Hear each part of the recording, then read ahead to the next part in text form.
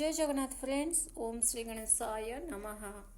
मेष राशि गुरुदेव राशि परिवर्तन करुचंदी। गुरुदेव कर्कट राशि गोचर करिवे तो आपण जीवन में यार कौन प्रभाव पड़ो आपणकर क्यों घरे आसी विराजमान हेबी। गुरु होउचंती नवग्रहंकर गुरु एवं गुरु ही सुख सौभाग्यर कारक। गुरु बिना जीवन ही नष्ट भाया कहीं गुरु जेबे व्यक्ति जीवन में सुख सौभाग्य सबकि देता तो व्यक्ति जीवन कष्ट रही न थाए।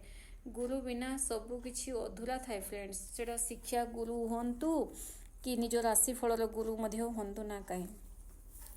देवगुरु बृहस्पति राशि परिवर्तन हम 18 अक्टोबर में जोड़ा कि शनिवार दिन रात्र 9:39 देवगुरु बृहस्पति कर्कट राशि गोचर करेंगे। तो मेष राशि होउचंती देखो देवगुरु बृहस्पति मेष राशि भाग्याधिपति अटंती एवं राशि अधिपति होचंती मंगल। किंतु वर्तमान गुरु आपणकर तृतीय घरे माने विराजमान अछंती रही तृतीय घरे। किंतु चतुर्थ घर को जीवे 18 अक्टोबर को। जब चतुर्थ घर को गुरु जीवे तो गुरुंकर दृष्टि आपणकर नवम 12तम एवं 10म स्थान रे पड़िबो। गुरुंकर दृष्टि नवम 12तम घरे 10म स्थान रे पड़िबा शुभ हब। एवं चतुर्थ घर को जीवे गुरु जीवे तो सुख सौभाग्यर घर कहा जाए। चतुर्थ घर को धन प्राप्तिर घर कहा जाए। मातांकर स्वास्थ्यर समस्यार अंतर घर कहा जाए। माने आपण माता पिता जहाँ भी स्वास्थ्य समस्या थिला से समस्याटा दूर हम। परिवार हस खुशी केते दिन जाए गुरुदेवंकर यही गोचर रहिबो 46 दिन जाए 46 डेज जाए गुरुंकर यही गोचर रहिबो। तो बहुत बढ़िया रही। चतुर्थ घरे गुरु जीवा विद्यार्थी मानक पई बहुत बढ़िया। शिक्षा क्षेत्र से माने उन्नति करेंगे। ये जो 46 दिन भितर आपण जगह जमी गाड़ी प्रॉपर्टी किसी न किसी किणवे ही किणवे। आपणकर घरे शुभ कार्य मांगलिक कार्य हेबा को लागिबो। विवाह कार्य हेबा को लागिबो किंबा विवाह ठीक मध्य हबो।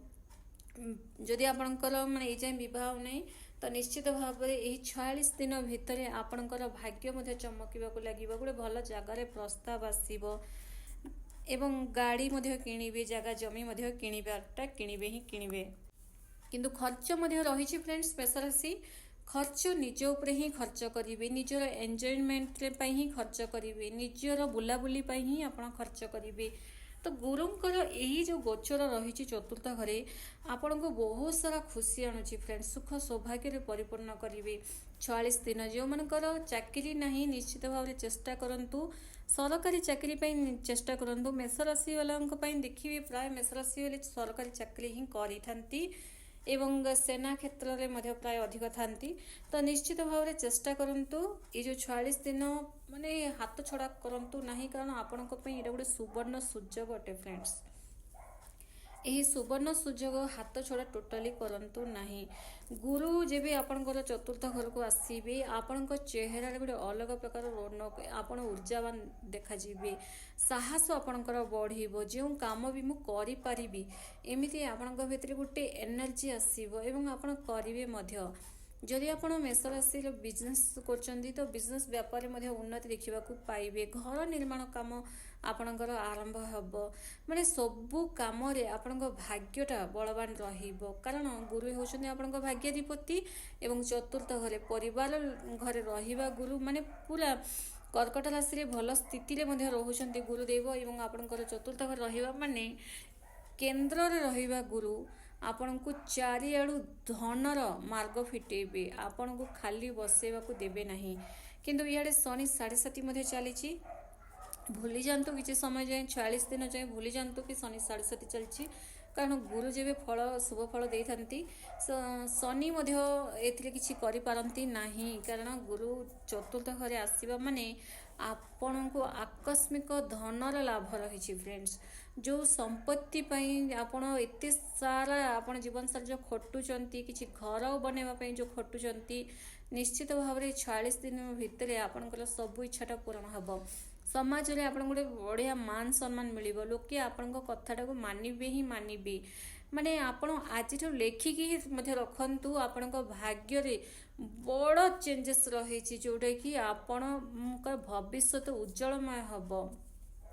गुरुंकर चतुर्थ घरे जीवा माने भाग्य बलवान ଏହା ସତ୍ୟ ଅଟେ। ଆପଣଙ୍କ ଭାଗ୍ୟଟା ବଳବାନ ହେବ ଏବଂ ଯେଉଁ ଆପଣଙ୍କର ସହ ଶତ୍ରୁ କରୁଛନ୍ତି କିଛି ପାଖାପାଖରେ ହିଁ ରହି ରହି ଯେଉଁ ଆପଣଙ୍କର ଶତ୍ରୁ କରୁଛନ୍ତି ଆପଣଙ୍କୁ ସବୁବେଳେ ଯେଉଁ ନିଚ ଦେଖାଇବାକୁ ଚେଷ୍ଟା କରୁଛନ୍ତି ମେଷ ରାଶି ସେମାନେ ମଧ୍ୟ ହାରିବେ।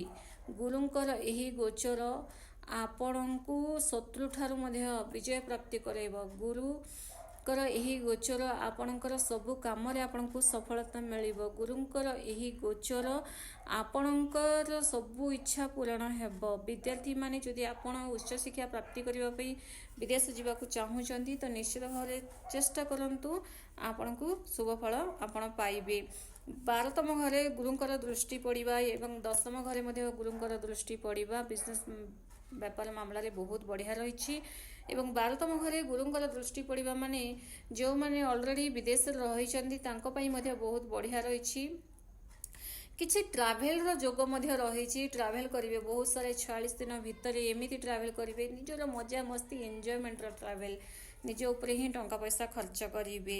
ଏବଂ ଗୋଟେ ଏଇ ଯେଉଁ ସମୟରେ 46 ଦିନ ଭିତରେ ଆପଣଙ୍କର ବାହାଘର ତ ପକ୍କା ନିଶ୍ଚୟ ହେବ, ଯେଉଁଟାକି ଆପଣ ଯଦି ସିଙ୍ଗିଲ୍ ଅଛନ୍ତି ତ ଦେଖନ୍ତୁ ଫ୍ରେଣ୍ଡସ୍, ଏଇ ଯେଉଁ 46 ଦିନ ଭିତରେ ଯେଉଁ ପ୍ରସ୍ତାବ ଆସୁଛି ଆପଣଙ୍କ ପାଇଁ ଭାବି ଚିନ୍ତିକି ଡିସାଇଡ୍ କରିବା ଉଚିତ ଏବଂ ଆପଣଙ୍କର ମାନେ ଅଳ୍ପ ଟିକେ ଭାବିଲେ ମଧ୍ୟ ସେଟା ଗୋଟେ ଭଲ ପ୍ରସ୍ତାବ ହିଁ ରହିବ, ବହୁତ ବଢ଼ିଆ ରହିବ, ଭଲ ପ୍ରସ୍ତାବ ଆସିବ। କାରଣ ଗୁରୁ ଯେବେ ଚତୁର୍ଥ ଘରକୁ ଆସିଥାନ୍ତି ବ୍ୟକ୍ତିଙ୍କର କ'ଣ ଭାବୁଛନ୍ତି କ'ଣ ନାହିଁ, କିନ୍ତୁ ଗୁରୁ ସବୁଆଡ଼ୁ ତାଙ୍କ ପାଇଁ ବହୁତ ବଢ଼ିଆ କରିଥାନ୍ତି।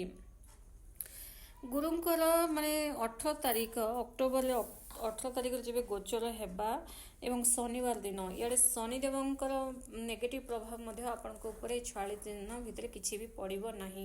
ସବୁ କ୍ଷେତ୍ରରେ ଆପଣ ସଫଳ ହେବେ।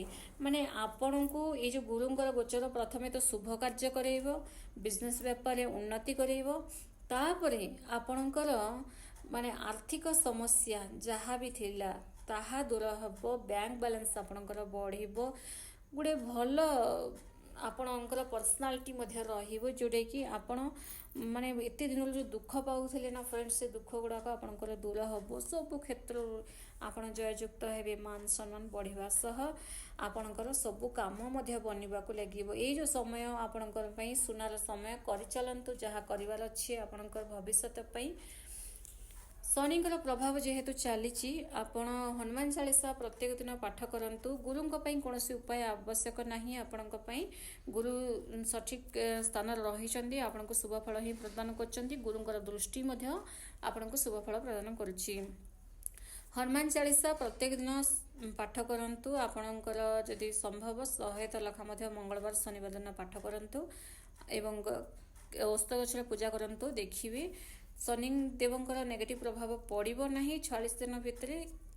ଖାଲି ଶନିଦେବଙ୍କୁ ପ୍ରସନ୍ନ କରି ରଖନ୍ତୁ ଏଇ ମନ୍ତ୍ର ମାନେ ହନୁମାନ ଚାଳିଶା ପାଠ କରି, ବାକି ସବୁ ଆପଣଙ୍କ ପାଇଁ ବହୁତ ବଢ଼ିଆ ରହିଛି।